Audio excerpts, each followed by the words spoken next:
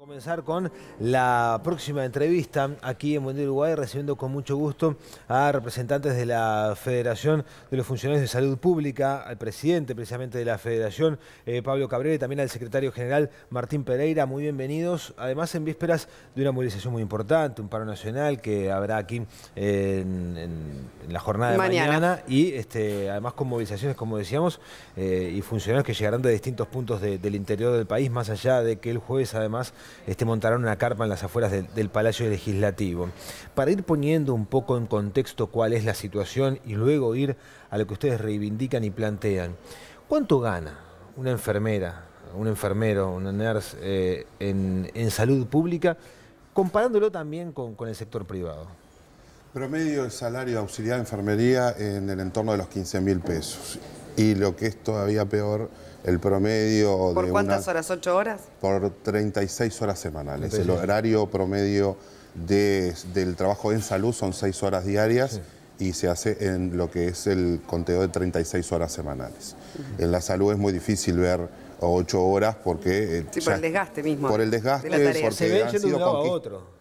Se ven yendo de un centro de salud a otro. Es que es parte también de la discusión de fondo, la necesidad de un trabajo con una carga horaria y con un salario que identifique esa función, porque esto ya está estudiado así. Bien. Y la gente tiene más de un trabajo y los desgastes se sienten terriblemente y termina siempre en el usuario, obviamente, porque una persona con 12 horas de trabajo no está en las mismas la seguridad condiciones. del paciente. Exactamente. Y en el sector privado, perdón, Sole, ¿cuánto gana un enfermero? Y el ingreso, por lo que nosotros tenemos, se anda en los 21.900 pesos. 6.000 pesos de diferencia. Sí. Estamos hablando de enfermeros, de enfermeras, pero también está bueno comprender bien a quienes, digamos, cuando hablamos de funcionarios de la salud pública, ¿no?, que son los que llevan adelante esta movilización de mañana con distintas reivindicaciones. Hablamos de enfermeras y hablamos de qué otro tipo de trabajador también dentro del sistema de salud. Todos aquellos que no son médicos, todos ¿verdad? Aquellos que no son médicos, administrativos, tisanero, mantenimiento, auxiliar de farmacia, todo el personal que no sea médico dentro de un hospital, y también tenemos algunos compañeros médicos que se pliegan a movilizar con nosotros.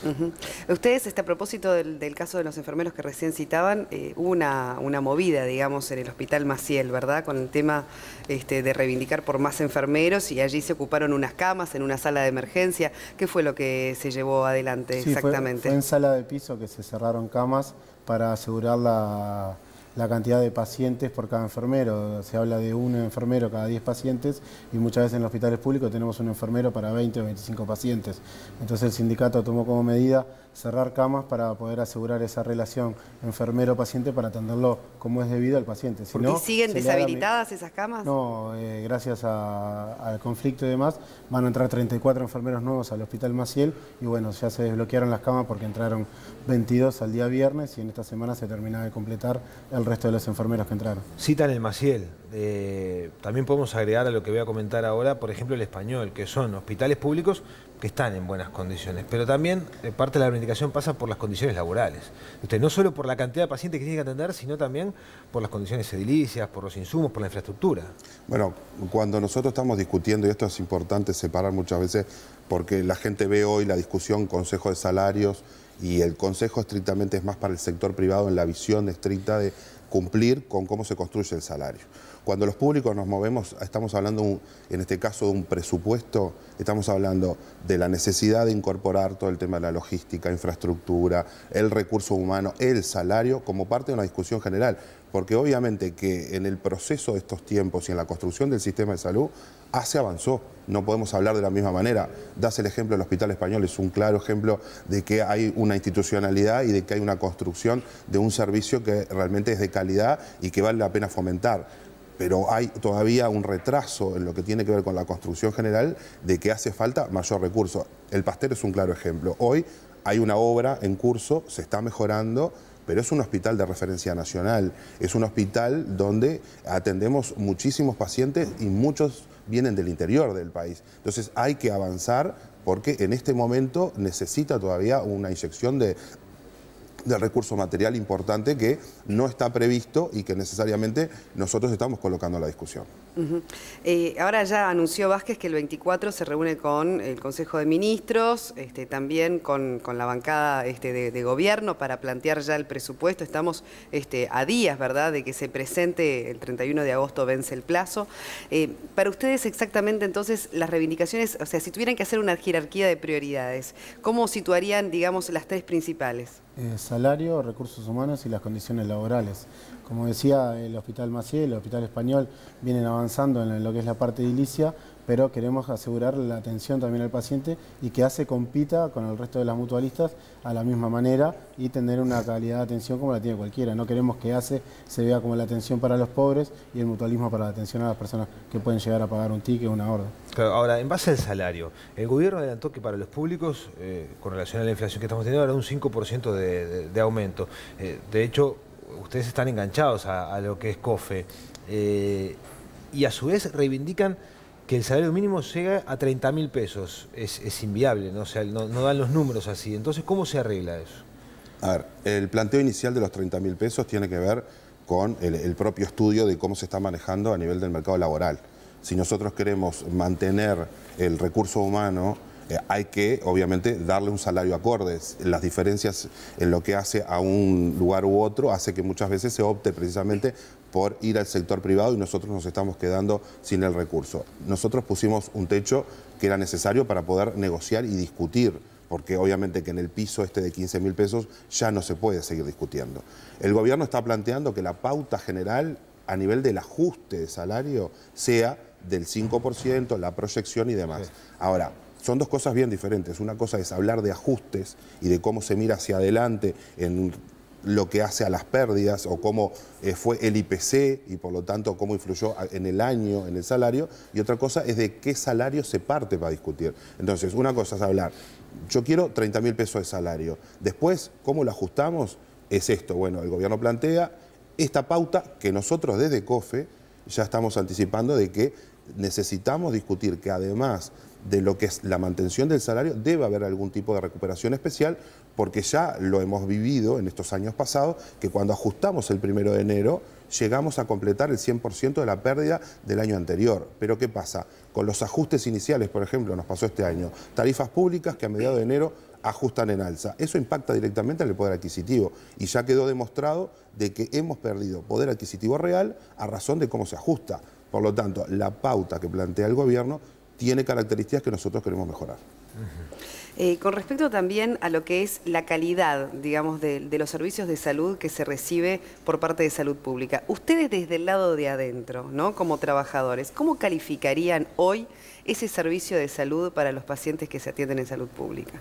Bueno, si tuviéramos el personal adecuado sería una atención excelente. Los compañeros tratan de dar todo. Y no hablo de lo médico, ¿no? Solamente. Obviamente estoy hablando desde la recepción de ese paciente que se comunica por una emergencia hasta... Sí, sacando las falencias que tenemos se trata de dar todo. Es como yo decía, si en una sala hay 20 pacientes y un enfermero solo, la atención no va a ser la atención debida. Se lo va a medicar, se le va a hacer un control y nada más, sino una atención cuando está enfermo que necesita que lo atiendan. En los hospitales públicos muchas veces no hay acompañantes, son personas solas que a veces hay que darle de comer y demás, y todo eso se ve resentido de la atención, pero en general reciben una atención digna todos los pacientes que están dentro de los hospitales. La migración es constante. Sí, ¿qué querías saber? Un ejemplo para que te quede claro. Porque también hay críticas, ¿no? Hay críticas a cómo se atiende, al trato. Entonces está bueno también... Necesario partir de una autocrítica siempre cuando uno está prestando un servicio, porque siempre hay cosas para mejorar. Pero si revisás el interior y en la política del FONASA, obviamente el fondo, que donde la gente elige dónde se quiere atender, en el hospital de Jung, hospital ACE, público, el FONASA público es mayor al FONASA privado. ¿Y esto por qué? Porque se ha desarrollado una política de gestión y un trabajo efectivo en donde la población se siente que está mucho más identificada con el servicio público que el servicio privado. Ahí tenemos un ejemplo de que ACE puede y tiene condiciones para hacerlo. Entonces, lo que nosotros estamos pidiendo, si tenemos los recursos, si se asignan realmente los controles, obviamente que los servicios van a ser diferentes. Porque yo puedo estar en determinadas condiciones de hacer determinadas cosas y puedo decir, bueno, no, Hay veces que los trabajadores nos equivocamos y no damos todo lo que tenemos que dar. Pero si a ese trabajador no se le dio un salario digno, no se le dio esas condiciones básicas y le sumamos la idiosincrasia nacional, que históricamente es la hotelería, el papel central, porque mucha gente elige la mutualista, porque en la mutualista tengo determinadas servicios, beneficios que no los tengo en el sector público, porque hoy avanzamos a que, por ejemplo, en el Hospital Maciel sean espacios de 4 camas, de 2 camas, que eso siempre lo brindó la mutualista. Y en la privacidad, uno cuando está enfermo es una de las primeras cosas que quiere. Antes no se podía. Nosotros queremos avanzar a eso para que cuando se hable de competencia, hablemos de competencia real. Igual también a veces las críticas surgen a la atención en el sector privado también, ¿no? Es un poco en líneas generales. El tema de los trabajadores en las colonias psiquiátricas, ¿les preocupan todas las denuncias que hubo? Sé que va a haber una movilización en respaldo a Docampo en las próximas horas. ¿Cómo evalúan todo lo que se dio en torno a las colonias psiquiátricas, en particular a la Etxepare? Nosotros hoy, precisamente de acá, estamos saliendo hacia las puertas de la Etxepare para acompañar lo que es esta movilización. Sí. Pero creo que hay que ponerle un marco mucho más general y es, primero, queremos seguir debatiendo salud mental del Uruguay. No es mirar solamente las colonias, sino el tratamiento de la salud mental en el Uruguay. Si uno lo piensa en esto del sistema, sabemos que un paciente que ingresa en el sector privado tiene cobertura durante un mes, se termina ese mes y si no tiene dinero para pagarlo de forma privada, la cobertura caduca y el sector público es el que asume y da las respuestas. Muchos de estos pacientes terminan en primera instancia en el Hospital Vilar de Bo, otros terminan directamente en las colonias psiquiátricas. ¿Qué condiciones estamos dando para el trabajador? ¿Qué condiciones estamos dando para ese usuario? Y discutir de verdad, porque a veces se muestran cosas de cómo se está el paciente y no se dice que el paciente está así por la propia patología. Un ejemplo muy claro, mostraban a un paciente que estaba desnudo.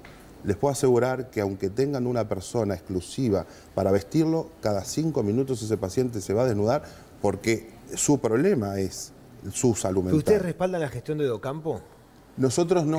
Aclaremos, era el director de la colonia Etxepare que ahora está en uso de licencia, pero no será restituido en el cargo. La marcha, no, la movilización que hay en el día de hoy no es en apoyo a la gestión de Docampo. No es en apoyo a la gestión. Sino es en apoyo a los compañeros que están trabajando de adentro, que ven como que su trabajo no se está viendo. También hay que ver la colonia insertada. Se vieron afectados, digamos, por todo lo que pasó. Y geográficamente da otros servicios a la población, como una puerta de emergencia, algunas policlínicas, que a la población en general, no solo a los pacientes psiquiátricos, son cosas que no se ven, van a estar acompañando a los vecinos de las poblaciones cercanas y es en apoyo a ese trabajo que se ve diario, que en la zona lo sienten, pero lo que se ve para afuera es todo lo que ha salido de que el mal funcionamiento, como decía Pablo, ese usuario que estaba desnudo en la colonia y todas esas cosas se ven para afuera y no se ven las cosas buenas que hay dentro de la colonia. Pero estaba bien gestionada, a criterio de la federación. Bueno, los criterios de cómo se evalúa una gestión a veces son bastante más complejos, hay que poner muchos elementos. Uno de los elementos que se le plantea a Docampo, que también es importante que la gente sepa, Docampo sistemáticamente denunció a nivel penal, por ejemplo, el tema de los perros, el tema de las jaurías y por qué terminamos con una persona muerta. Entonces, estas cosas fueron elementos a favor de cómo se planteó Docampo su gestión. El relacionamiento tenía aspectos positivos, aspectos negativos, y nosotros tomamos directamente el planteo que hacen los compañeros referentes en las colonias. Que el doctor Docampo en este tipo de actitudes era correcto y que el camino que tomaba era hasta en ciertas maneras discutido con los trabajadores. Teníamos discrepancias en el abordaje de muchos de los temas, pero profundizar en el análisis de una gestión creo que también es un tema hasta de respeto y no debe ser el lugar como para plantear en blanco y negro si realmente este era el momento de la remoción del doctor o no.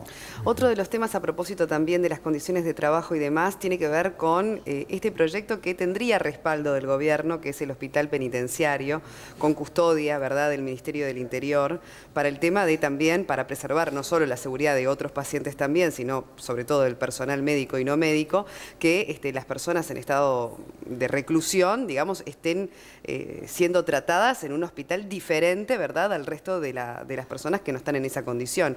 ¿Ustedes creen que puede efectivamente prosperar en este gobierno ese proyecto del hospital penitenciario? Bueno, nos hemos reunido con el Ministerio del Interior en varias oportunidades por el hecho del disparo en el Hospital Maciel. De ahí surgieron muchas reuniones con el Ministerio del Interior y ellos plantean que a principios del año que viene va a estar funcionando el hospital penitenciario.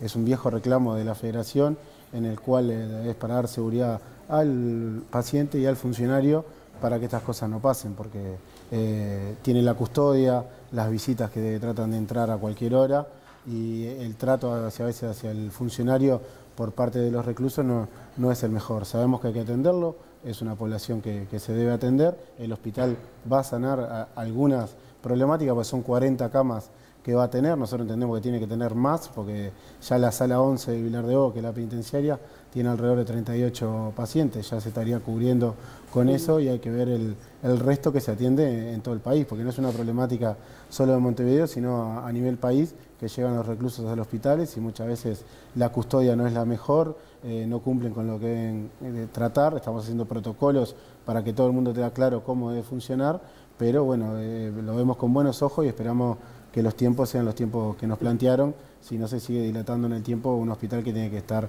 hace tiempo ya creado. Bien, entonces para redondear... Sí, los detalles de la movilización de mañana. Claro, mañana 24 horas, paro nacional de funcionarios de la salud pública. Eso implica que no se ofrece qué tipo de servicios también para la población.